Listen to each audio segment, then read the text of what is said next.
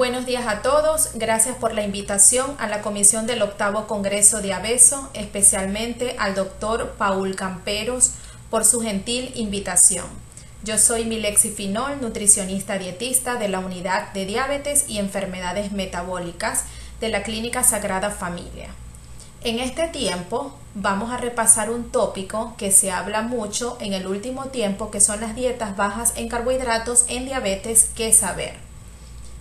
El control dietético ha sido un pilar de la atención en la diabetes, desde antes del descubrimiento de la insulina, cuando se recomendaba la restricción severa de los carbohidratos.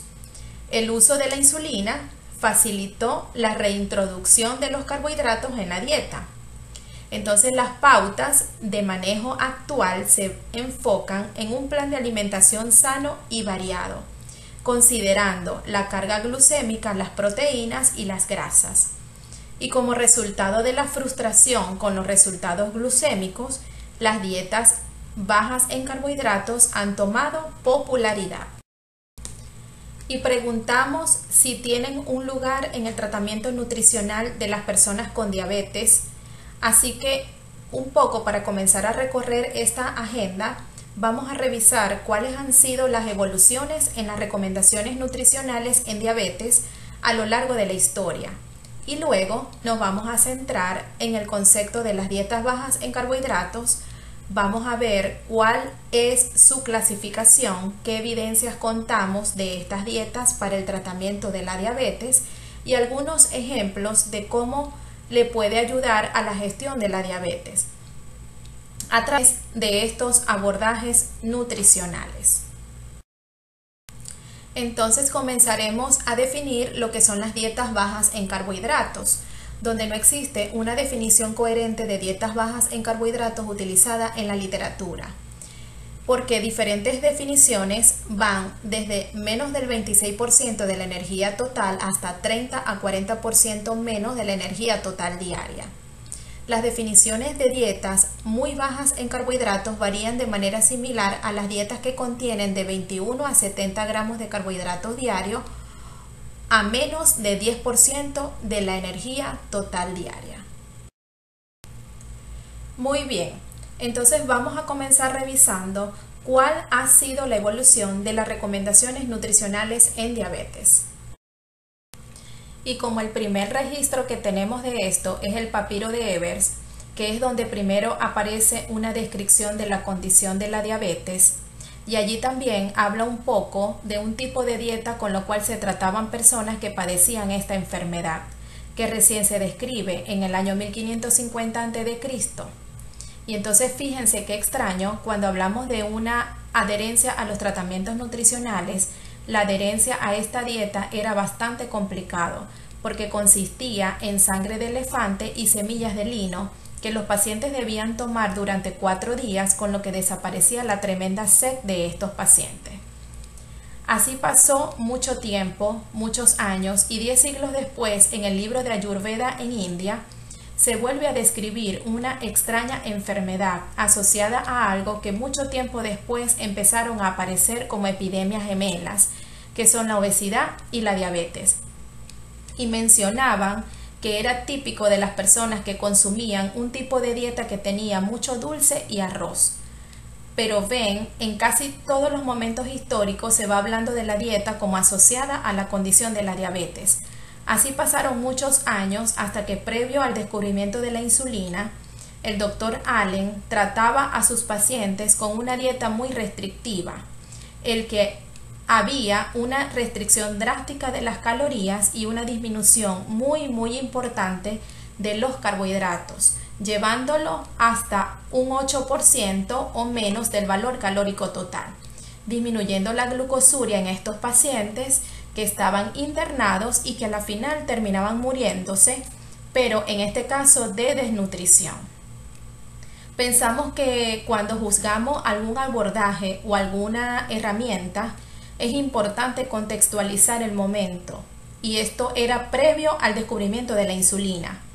Entonces, en los pacientes con diabetes no había mucha alternativa de tratamiento. Por consiguiente, se llevaron las dietas hasta muy bajo porcentaje del valor calórico total cubierto por los carbohidratos. Así que después, con el descubrimiento de la insulina para el tratamiento de la diabetes, empieza a flexibilizarse el porcentaje de los carbohidratos y comienzan a incrementarse poco a poco. Comenzaron desde un 20%, luego fueron subiendo hasta un 35%, viendo que podían resistir ese porcentaje hasta llevarlo a un 45% del valor calórico total. Hasta que en el año 70 vinieron los cardiólogos y empezó a estudiar las grasas en relación a la prevención de las enfermedades cardiovasculares, que empiezan a proponer las dietas con una disminución del porcentaje de grasas. Y quienes hacemos nutrición sabemos que el macronutriente, que generalmente se queda fijo porque se calcula por kilogramos de peso por día, son las proteínas. De manera que si no bajo los carbohidratos tengo que subir las grasas o viceversa. Si estoy disminuyendo mucho las grasas, se van a aumentar los carbohidratos. Y allí fue en esta era un poco más cercana a la actualidad donde se empezó a hablar de carbohidratos entre un 55 y un 60%. Hasta que a partir del año 1994, la Asociación Americana de Diabetes empieza a individualizar las recomendaciones. Y yo no hablo de sugerencia de macronutrientes, hablo de que en el porcentaje de nutrientes no existe un ideal para todas las personas con diabetes y que debemos individualizar los tratamientos nutricionales. Y allí nos preguntamos un poco, bueno, ¿y ahora qué hacemos? Y así entonces, con este recorrido a lo largo de la historia, lo que nos va mostrando es que las recomendaciones nutricionales en diabetes van fluctuando entre dietas ricas y dietas pobres en carbohidratos. Y probablemente la lección que nos dejó toda esta historia es que estas controversias seguramente van a persistir en el tiempo y por eso que es importante ir revisando la evolución con las nuevas herramientas que van apareciendo. El monitoreo continuo de glucosa nos dio mucha luz para conocer cuál era el efecto de los nutrientes y poder ir investigando y adecuando las recomendaciones un poquito más hacia adelante. En el año 2019, lo más cercano que tenemos al día de hoy es este consenso que publica también la ADA en relación a las recomendaciones nutricionales. Y aquí lo que habla es que el porcentaje de carbohidratos debería ser lo más parecido a la población general. Pero fíjense que nos vuelven a recomendar un porcentaje un poco más bajo de carbohidratos de lo que teníamos hasta ese momento. Y eso tiene que ver también con que cuando se empiece a estudiar cómo va evolucionando el consumo de carbohidratos en la población general, se empieza a tener data que en el último tiempo lo que más creció fue el consumo de carbohidratos. Y es así que en este último consenso las recomendaciones van a asimilar a la población general y la recomendación es de alrededor un 45%, es decir, comenzar a disminuir un poco los carbohidratos. Y entonces, como ustedes vieron en este repaso, el foco de la nutrición en diabetes siempre estuvo puesto en esto, en más o en menos carbohidratos. Ahora les mostraré un poco cómo se corrió hacia las grasas y las proteínas, pero en relación a los carbohidratos, desde hace un tiempo el foco está puesto en estas dietas bajas en carbohidratos. Entonces, si yo les pregunto, cuando piensan en dietas bajas en carbohidratos, ¿en qué piensan? Quizás los que son más experimentados, no voy a ir más lejos en estas dietas con alto contenido en grasas saturadas, como por ejemplo con tocineta o con queso o con carnes altas en grasas, como aquellas en los primeros acercamientos a las dietas bajas en carbohidratos, como la dieta del Dr. Atkins, que tenían estos componentes en sus recomendaciones. Y esto nos ha llevado un poco en la actualidad a pensar en las dietas bajas en carbohidratos que tengan que ver con selección de grasas monoinsaturadas o poliinsaturadas, con quesos más magros, también con componentes de hojas verdes que, como sabemos, tienen escaso contenido de carbohidratos, y una selección de carnes magras. Entonces, cuando colocamos en la balanza otros patrones alimentarios, como por ejemplo la dieta mediterránea, que está basada en alimentos como granos enteros, frutas y verduras frescas, pescado, huevo, alimentos con alto contenido en fibra y aceite de oliva, entonces una dieta baja en carbohidratos no necesariamente tendría que ser muy diferente a una dieta mediterránea, porque también, como podemos ver aquí, tienen todos los componentes de la dieta mediterránea que tiene tanta evidencia en la prevención de enfermedades cardiovasculares. Entonces nos preguntamos, ¿carbohidratos hay una cantidad mínima? 130 gramos de carbohidratos tiene que ver que durante muchos años esta fue la recomendación del porcentaje de los gramos mínimos diarios de carbohidratos a consumir, y esto tenía que ver con la asociación que había de esta cantidad en relación a los requerimientos de glucosa del cerebro. Ahora también cambia un poco esta mirada en el último consenso del 2019, donde se menciona que esta glucosa que necesita el cerebro para su funcionamiento puede cubrirse a través de otros procesos que no tienen que ver con los carbohidratos, como puede ser la glucogenólisis, que es esta liberación del glucógeno hepático almacenado, la gluconeogénesis, que es la producción de glucosa a partir de fuentes no hidrocarbonadas, como pueden ser los aminoácidos que entran a la gluconeogénesis o el glicerol proveniente de las grasas, o la cetogénesis en un contexto de una ingesta muy bajas en carbohidratos. Es por eso que a partir del año 2019 no se pauta una cantidad mínima de carbohidratos a consumir en el día. Y esto también nos da cierta libertad a la hora de calcular la cantidad de carbohidratos diarios a consumir. Porque a veces se trata a los pacientes con diabetes con un plan de alimentación muy estricto, en el cual se les dice que es indispensable que consuma hasta 130 a 150 gramos de carbohidratos en un día y no puede existir una comida sin carbohidratos. También pensemos que estas recomendaciones en pacientes con diabetes estaban hechos en momentos que había otra disponibilidad de tratamiento. No era lo mismo tratar a un paciente con NPH y cristalina consumiendo 100 gramos de carbohidratos en el contexto que tenemos hoy, con nuevas insulinas y con la tecnología. Ahora, debemos pensar que cuando hablamos de dietas bajas en carbohidratos, ¿de qué estamos hablando? ¿De qué porcentaje de carbohidratos? ¿De qué cantidad de carbohidratos en el día estamos pensando? Entonces ahora nos centraremos un poco en relación a la clasificación de las dietas bajas en carbohidratos. En realidad, lo que hoy sabemos es que no existe una clasificación consensuada, y este es uno de los puntos que también nos dificulta el poder obtener evidencia, porque hay estudios con diferentes porcentajes del valor calórico total definido como dieta baja en carbohidrato. De nuevo, en esta revisión, en este consenso de ADA del 2019, lo que se hace es una clasificación que ahora lo vamos a ver en detalle, donde se habla de dietas bajas en carbohidratos, aquellas que tienen entre un 26 y un 45% del total de las calorías cubiertas por este macronutriente.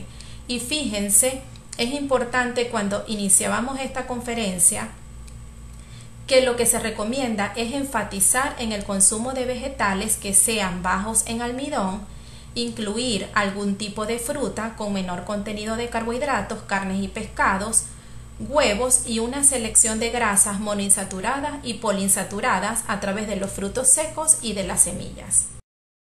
Y si vamos a ver bien en detalle esta clasificación, ADA clasifica a las dietas como bajas en carbohidratos o muy bajas en carbohidratos. Y fíjense que a las dietas bajas en carbohidratos incluye a todas aquellas que tengan entre un 26 y 45% del valor calórico total como carbohidrato. Y las que tengan menos del 26% son llamadas dietas muy bajas en carbohidrato.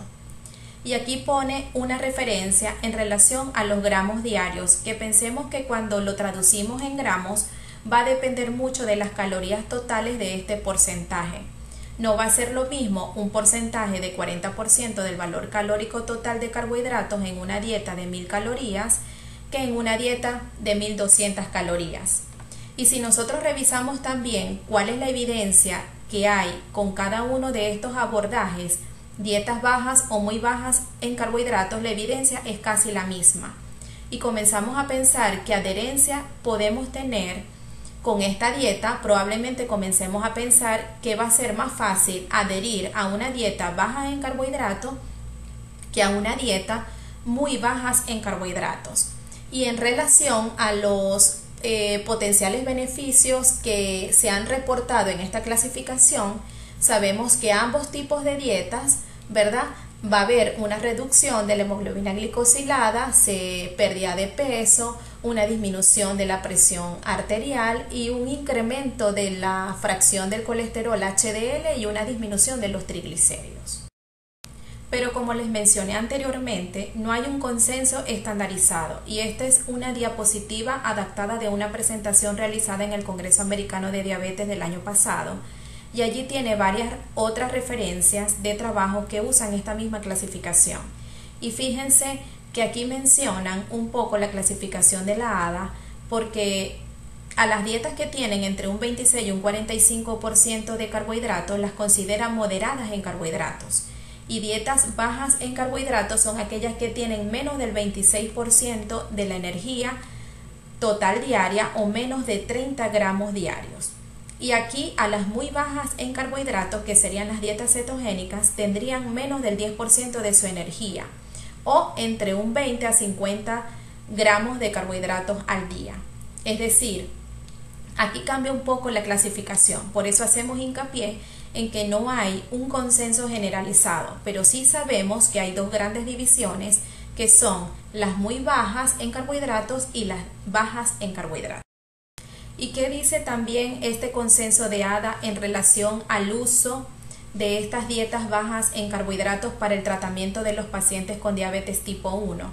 Hasta hace un tiempo, proponer este tópico en diabetes tipo 1, si se venía hablando de esto en diabetes tipo 2, sobre todo por su implicancia en la disminución del peso, que como sabemos también ayuda a mejorar el control glucémico, pero en diabetes tipo 1, lo que este consenso propone es que estas dietas podrían tener potenciales beneficios en los pacientes con diabetes tipo 1, aunque se necesitan más estudios, y que estos beneficios tendrían que ver sobre todo con una menor variabilidad glucémica, con que el paciente se encuentre mayor tiempo en euglucemia, lo que hoy llamamos tiempo en rango, por una menor variabilidad y un menor tiempo en hipoglucemia.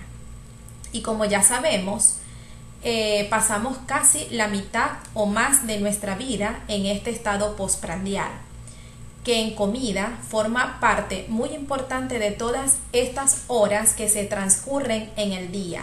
Entonces, si el consumo de carbohidratos es menor, también va a haber un menor requerimiento de insulina en relación a los bolos o a las dosis prandiales. De esto ustedes van a encontrar muchos trabajos, la mayoría son pequeños o a corto plazo, y de las publicaciones más recientes, esta es una revisión sistemática de dietas bajas en carbohidratos en pacientes con diabetes tipo 1. Elegí un poco esta revisión para resumir lo que dice la gran mayoría, por dos razones, porque incluyó adultos y niños, y aquí vamos a profundizar un poco en el caso de los niños. Fueron 9 estudios en total que tuvieron una intervención de este tipo de dietas de al menos 2 semanas. Fíjense el corto plazo de este estudio, el que incluyó a todas las dietas que tenían menos del 45% de carbohidratos del valor calórico total. Un poco teniendo en cuenta la definición de ADA, lo primero que quisieron revisar cuáles eran los cambios en la hemoglobina glicosilada en estos pacientes con diabetes tipo 1. Y esos 9 estudios, 8 fueron los que reportaron la hemoglobina glicosilada. 4 de estos no tuvieron cambios significativos y 3 tuvieron una reducción significativa de hemoglobina glicosilada, que fue desde un 0.7% en algunos hasta 1.3% en otros. Adicional a esto, 2 estudios reportaron hipoglucemia severa. No hace falta mucha distinción en este trabajo en relación a cuál es el tipo de tratamiento que traían estos pacientes, si usaban múltiples dosis, si usaban bomba de insulina, sistemas integrados, entre otros. y 5 de los estudios mostraron cuál había sido el cambio en la dosis de insulina, puesto que mencionábamos si la ingesta de carbohidratos es menor, probablemente la cantidad de insulina prandial sea menor, y solo 2 estudios reportaron una reducción significativa. Entonces, de las conclusiones principales de esta revisión sistemática aparece que hay una heterogeneidad en los estudios, un poco por lo que hablábamos antes, porque no hay un consenso general en relación a las clasificaciones, y que estas dietas bajas en carbohidratos aparecen como una opción.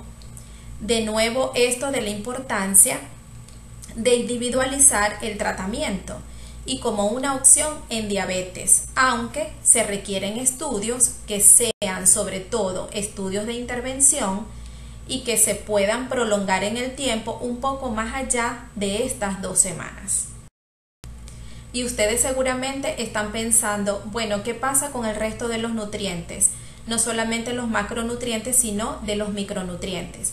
Y aquí aparecen algunas recomendaciones en relación a las personas que siguen estas dietas bajas en carbohidratos y que tienen que ver con que si las personas que siguen esta dieta están haciendo la exclusión de la leche o el yogur que aportan carbohidratos, pueden haber una dificultad para cubrir el calcio y la vitamina D.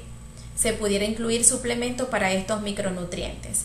La importancia de que siempre se incluyan hojas verdes para poder cubrir este grupo de vitaminas, y que si tampoco se incluyeran este grupo de hojas verdes, de vegetales de hojas verdes, habría muy bajo aporte de fibra y esto podría contribuir a la constipación.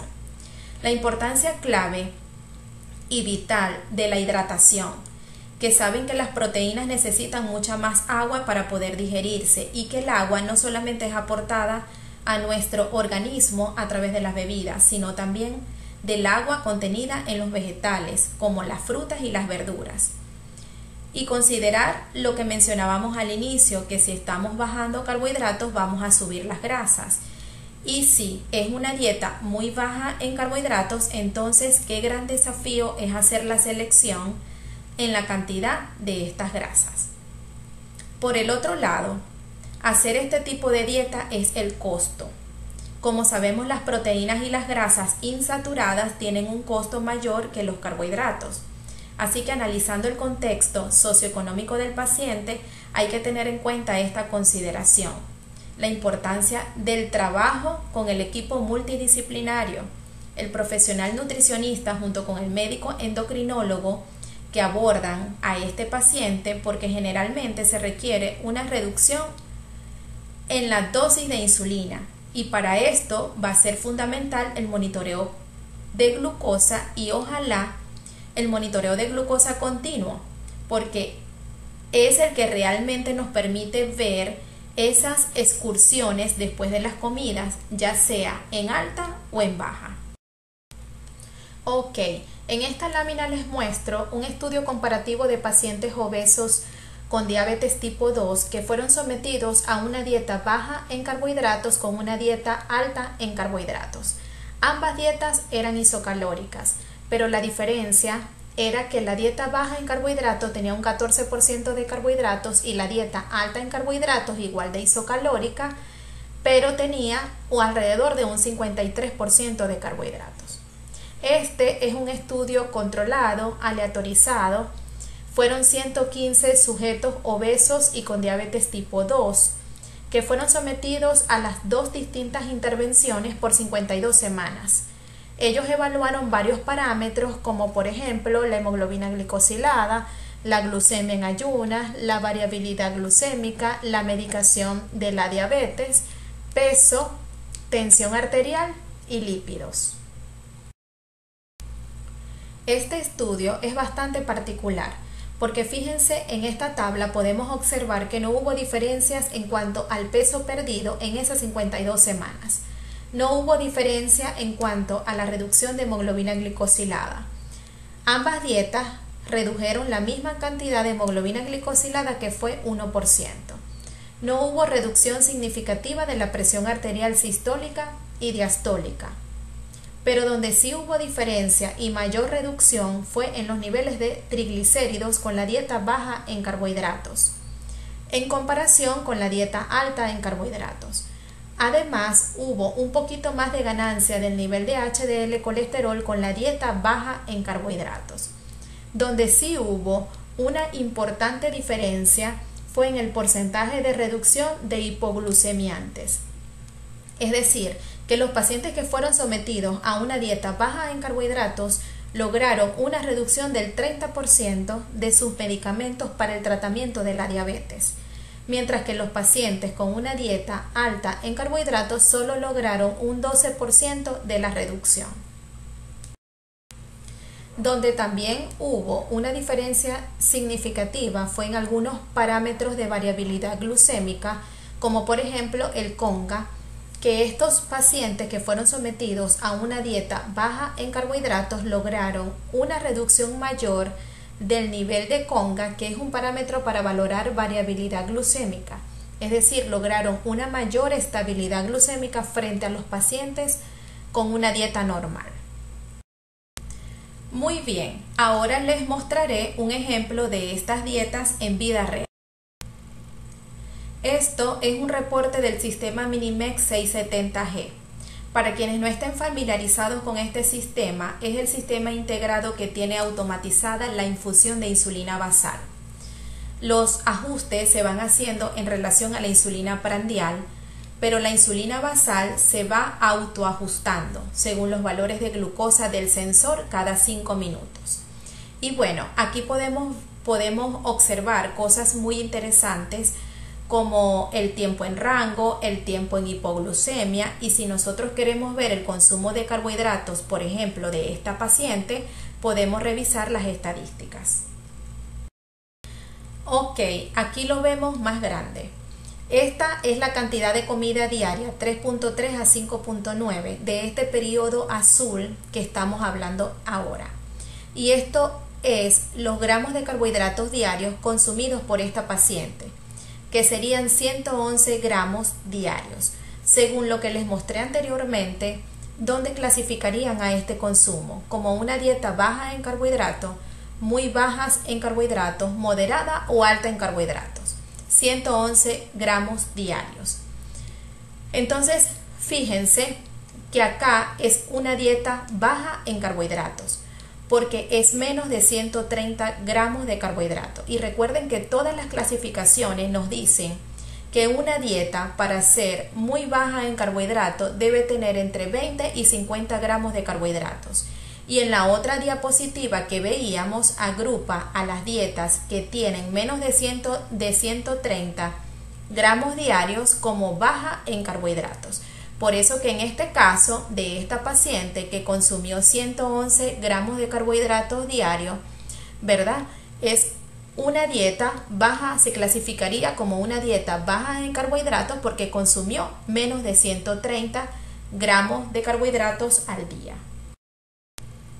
El propósito es poder, como nutricionista, empoderarnos en la lectura de las descargas de datos de los pacientes que usan tecnología y brindar soluciones en conjunto con el médico, con la enfermera educadora, para poder hacer que el control de los pacientes sea mejor.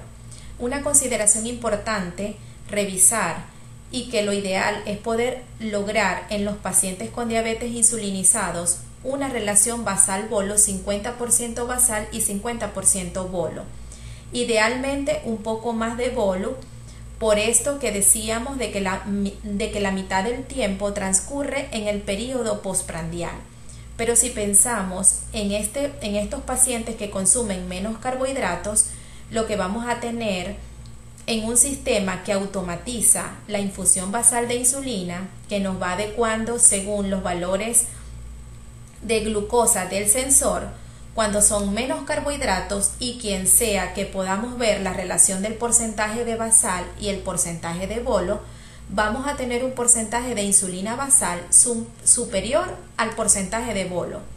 Y esto tiene que ver con que hay menos ingesta de carbohidratos, entonces se necesita menos insulina para cubrir esos carbohidratos. Y es por eso que es muy importante siempre revisar cómo está el porcentaje basal-bolo, pero también en relación a la dieta y a los carbohidratos que está consumiendo el paciente. En este caso, es un hombre, un médico, donde tenemos 120 gramos de carbohidratos diarios y tenemos una relación basal-bolo casi del 50-50%. Pero, por ejemplo, en este día, que el consumo de carbohidratos es de 65 gramos, tenemos 73% de basal, bastante inclinado hacia lo basal. Y aquí, por ejemplo, tenemos otros 2 días más, para que ustedes puedan ver donde también la relación basal-bolo cambia en relación a la cantidad de carbohidratos. Fíjense que cuando es menor el porcentaje de carbohidratos, es mayor la relación de basal y menor de bolo. Y acá ustedes pueden ver 2 cosas que seguramente se están preguntando, que es la relación con la hipoglucemia. Si sabemos que este es el sistema híbrido automático, pero tenemos un alto porcentaje de tiempo en rango, por ejemplo 95% con 1% de hipoglicemia en un día, 88% con 0% de hipoglucemia en otro día, esto nos muestra que puede ser seguro y que no se va a una tendencia a la hipoglucemia. Y hablamos un poquito de la adherencia, y aquí aprovecho para comentarles que debemos pensar en el tiempo y no queremos prolongar esta dieta a lo largo del tiempo, como podría ser la adherencia, y la mayoría de los estudios que han hablado de este punto como una de las limitantes del seguimiento de la adherencia a esta dieta en el largo plazo. Y aprovecho para introducirme en el tema de este tipo de dietas en pediatría, y que hace un tiempo era difícil pensar en las dietas bajas en carbohidratos en diabetes tipo 1, más aún en niños o en adolescentes. Pero el grupo australiano del Hunter Hospital de Australia es un grupo que viene estudiando muchísimo acerca de los patrones y los comportamientos alimentarios en diabetes. Es esta publicación también bastante reciente. Es una revisión de los clínicos de cuáles son altas y bajas, y las altas de estas dietas bajas en carbohidratos en niños, adolescentes y adultos jóvenes que siguen este tipo de dieta. Y ustedes ven aquí que ellos muestran una clasificación de cómo se estandarizaron esas dietas similar a lo que nosotros fuimos revisando. Y dentro de sus conclusiones habla que puede ser un abordaje a tener en cuenta, pero habría que ver muchos puntos para asegurarnos que esto se pueda llevar a cabo en el tiempo y que no haya deficiencias.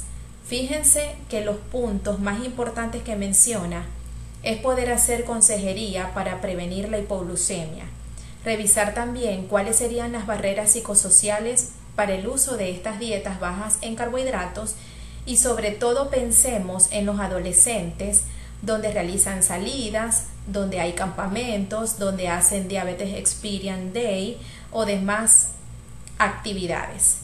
La evaluación nutricional, y fíjense, realizada por un profesional de la nutrición, donde se pueda valorar no solamente el peso, sino en el caso de los niños la talla y cómo va siendo la velocidad de crecimiento en relación a la talla. Revisar que no haya déficit de vitaminas y minerales, que mencionamos antes como importantes de revisar, y también lo que decíamos antes de adaptarnos a todas estas diferentes cuestiones sociales que están los niños, y por parte del equipo médico, el endocrinólogo, revisar las glucemias de estos pacientes con los monitoreos de glucosa y poder ir adaptando la dosis de insulina más allá de todos los otros controles que deberían realizar los pacientes con diabetes tipo 1. Y finalmente dicen, ok, este es un abordaje, una manera de tratar estas altas y bajas en pacientes con diabetes tipo 1. Pero tenemos muchas otras para lograr este target de glucemias postprandiales.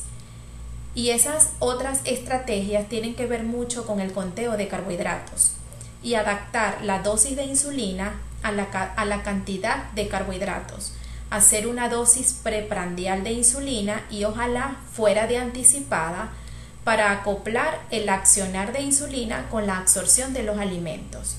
Estructurar comida en los pacientes que tengan una vida más estructurada y poder calcular la dosis de insulina con grasa y proteínas. Pensar que no solo los carbohidratos son los que determinan las glucemias postprandiales y revisar la calidad de los carbohidratos que se están consumiendo. Asociar este índice glucémico con la carga glucémica, que es la porción comestible de carbohidratos que está haciendo el paciente. Y entre sus conclusiones se hablan de que si puede ser una opción para un grupo selecto de pacientes con diabetes tipo 1, porque es muy importante que se continúen con cambios en la conducta, en el comportamiento, y que volviendo un poco al lugar donde comenzamos, la historia nos fue demostrando que estas recomendaciones van cambiando y que por eso es muy importante individualizar, para que el paciente pueda ver y finalmente tener el foco en tratamiento centrado en el paciente.